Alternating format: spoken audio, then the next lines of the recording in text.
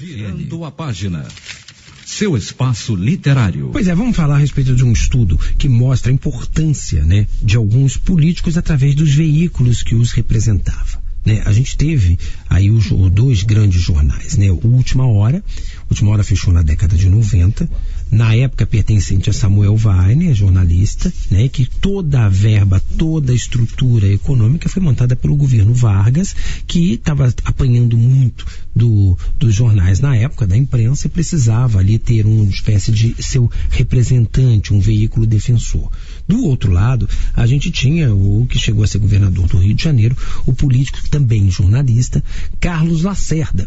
O Carlos, que foi dono da Tribuna da Imprensa, até que passou por alguns meses, poucos meses, para o grupo do Jornal do Brasil e depois caiu nas mãos do empresário Hélio Fernandes, jornalista que está vivo até hoje, mas que há 2 anos deixou de circular também a Tribuna da Imprensa. E eu vou conversar com o Maico Guimarães, que é autor, também é jornalista e produtor, autor do livro Caso Última Hora, a crise que mudou o curso da história. Bom dia, Maico. Bom dia, Luiz André. Bom dia aos ouvintes da Rádio Roquete Pinto. Pois é, as pessoas acompanharam os jornais, mas elas não tinham, e aí teu estudo vai em cima justamente disso, da importância da imprensa, desses dois veículos, que representavam, um Getúlio através de Samuel Weiner e outro o Carlos Lacerda da Tribuna da Imprensa, Pois é, porque esses dois personagens a gente estuda um pouco e ouve falar um pouco deles, sobre eles, desde dos bancos escolares. Exatamente. O Lacerda, claro, sempre apresentado como o grande inimigo do Getúlio Vargas, nesse último período dele no governo, entre 51 e 54, e o Samuel Weiner aparece também, talvez as pessoas nem se dêem conta, mas o Weiner era repórter, nessa época ainda dos Diários Associados, foi ele que veio ao Rio Grande do Sul e fez uma entrevista com Getúlio Vargas, que depois de ter sido deposto em 45, se afastou da política e veio para o interior do Rio Grande do Sul.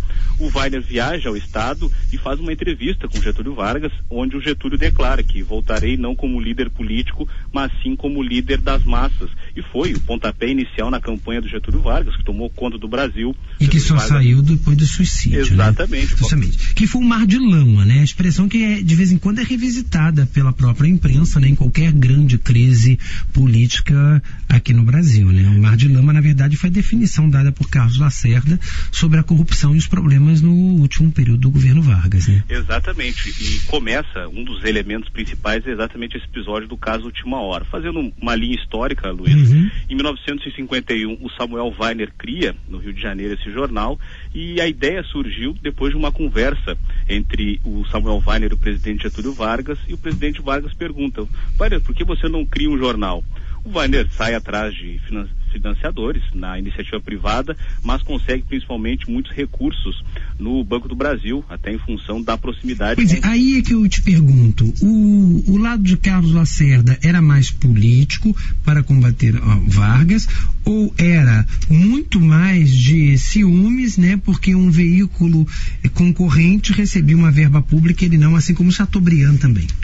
Acho que tem um pouco dos dois, A atuação do Lacerda como político, ele que já tinha nesse período sido vereador da cidade do Rio de Janeiro, acabou renunciando, isso no final da década de 40, Então ele já tinha uma atuação pela UDN política muito forte, e é importante lembrar que até meados da década de 50, a imprensa brasileira era muito influenciada pela imprensa francesa, que tinha como algumas características a opinião marcando muito o jornalismo que era feito, e o Lacerda incorporava muito na Tribuna da Imprensa exatamente essa característica. E tinha, claro, uma insatisfação por parte do Carlos Lacerda e de outros proprietários de jornais, com o fato de ter como um concorrente, e a Última Hora, fundada em 51, rapidamente se transformou num dos grandes jornais do Rio de Janeiro, passou a vender um número significativo de exemplares durante a semana, chegava a quase 100 mil exemplares, e um número maior ainda nos finais de semana.